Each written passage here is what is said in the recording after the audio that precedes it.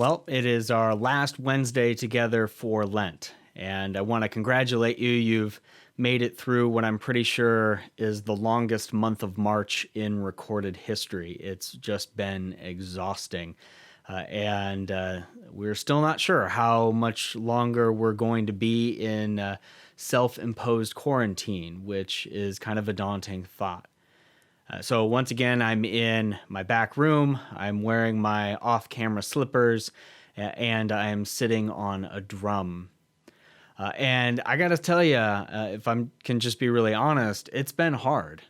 It's been really hard. Even though I'm kind of an introverted person, I miss you guys. I miss friends, and I miss seeing family. And for those of you who have young children and are now trying to homeschool them, it has just been a special kind of challenge. It seems like every day, actually, it doesn't seem like it. I think every day has been filled with some degree of tears and frustration. And some of those tears have not actually been mine. They've actually been my son's. So you can hopefully appreciate that this is just really stretching us all thin. And those with whom I've been in contact feel the same way.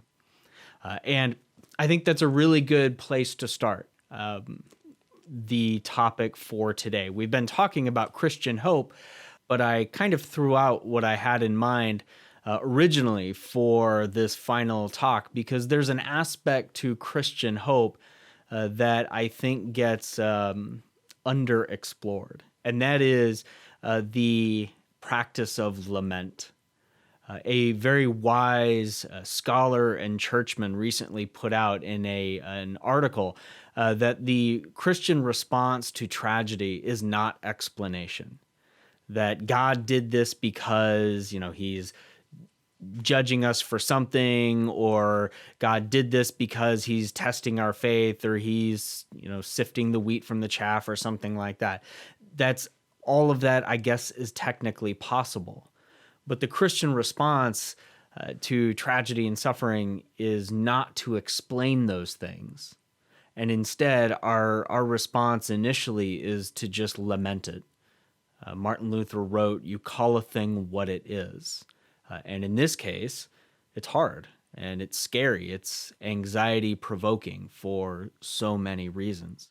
Now, you may not know this, but the book of Psalms, which is kind of like the song book for ancient Israel, contains more psalms of lament than they do of psalms of praise. One of my favorite lines, Psalm 13, "How long, O Lord, will you forget me? How long will you hide your face from me?"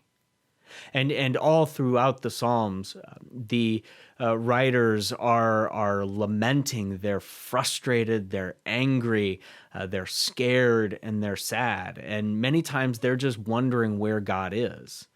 And they're wondering if he's going to come and rescue them. But I think even more poignantly and more poetically, plenty of those Psalms don't contain any resolution.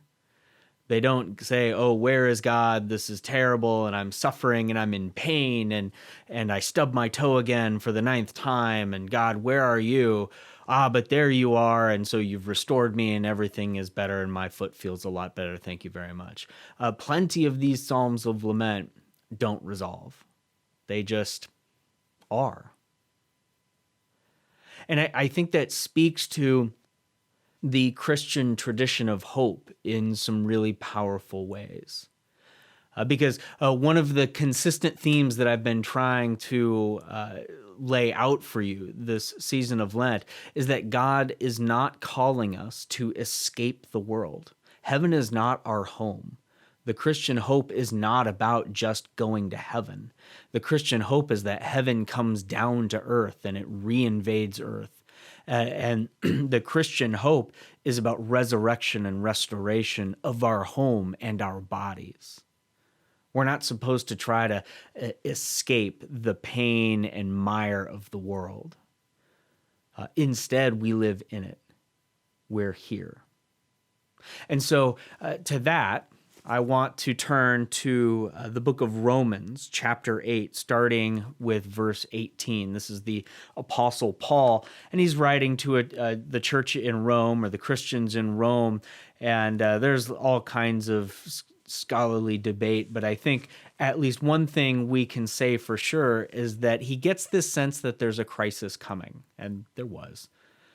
And he's trying to bring them all together and prepare them for what may happen in the future. So, as he writes, he says, "For I consider that the sufferings of this present time are not worth comparing with the glory that is to be revealed to us."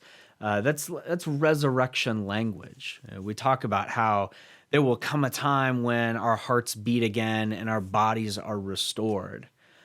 Not yet, but there will come a time. And so he's anticipating that. "For the creation waits with eager longing for the revealing of the sons of God. For the creation was subjected to futility, not willingly, but because of him who subjected it, in hope that the creation itself will be set free from its bondage to decay, and obtain the freedom of the glory of the children of God. For we know that the whole creation has been groaning together in the pains of childbirth until now.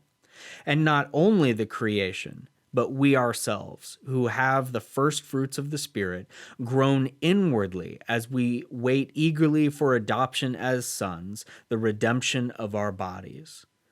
For in this hope we were saved. Now hope that is seen is not hope. For who hopes for what he sees? But if we hope for what we do not see, we wait for it with patience." Now, as usual, this is Paul we're talking about. And with Paul, why talk about one or two things in a paragraph when you can talk about seven? So if you find yourself kind of swimming and dizzy, that's because you're reading Paul.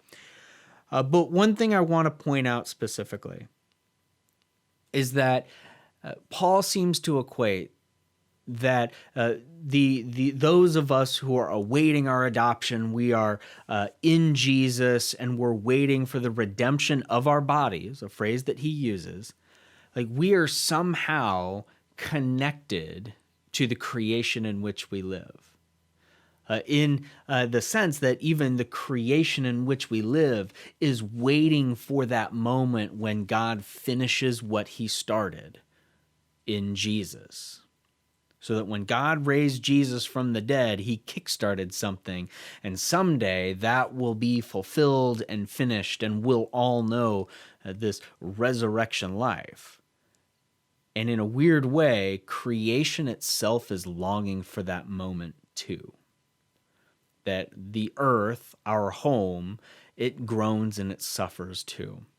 Now, Paul says specifically in verse 23, not only the creation, but we ourselves who have the first fruits of the Spirit groan inwardly as we wait eagerly for adoption as son, the redemption of our bodies. Now that word groan is very contextual. You interpret it depending on how it's being used, and it can be used in a few different ways. But it is in this case and in plenty of other cases, it's used to cite lament, to cite sadness, pain, frustration. Frustration that, hey, we're doing the best we can, and it feels like the best we can is not good enough. This is not working.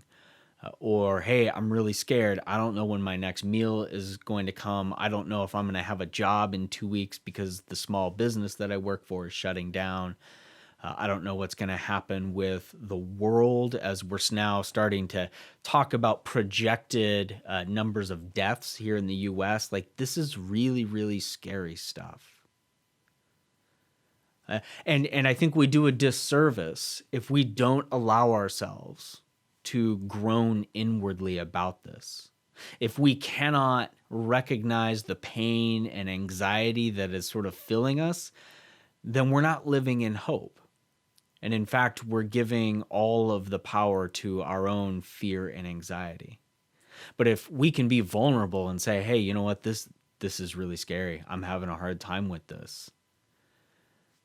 then we're actually opening ourselves up to what God has in store. Because as Paul says, we groan inwardly. We're struggling, we're suffering, we're going through all kinds of pain and struggle. And honestly, I don't know a single person right now who is not struggling.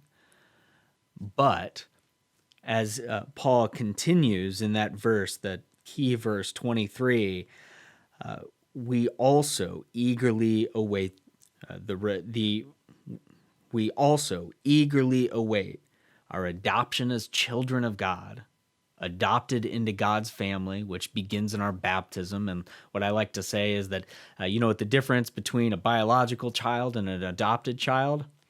Nothing. Absolutely nothing. But coupled with that is also the redemption of our bodies. So I spoke last week that we are better equipped to handle the struggles and pain that we're dealing with right now because we, as followers of Jesus, know how the story ends. The story ends in resurrection and redemption. And that is true. And so today, as we end our season of Lent together virtually, which is as together as we can get right now, we allow ourselves the freedom to groan, to lament, to say, God, I am struggling. God, I am tired. God, I am frustrated. Please be my strength. Because if God is the God who raises the dead, then God is also the God who cares, who is present in that suffering. So much so that in Jesus, divinity walking around in flesh, divinity incarnate, actually entered into that suffering. His body, he dies. He groans. He cites the Psalms when he says, my God, why have you forsaken me? That if his story takes very seriously the lament of human life, and his death is transformed into new life and resurrection, then no matter where we are or how frustrated and how tired we are right now as we go through this pandemic, we're in the hands of God. And even though it doesn't feel like it now, even though it hurts, we're going to be okay.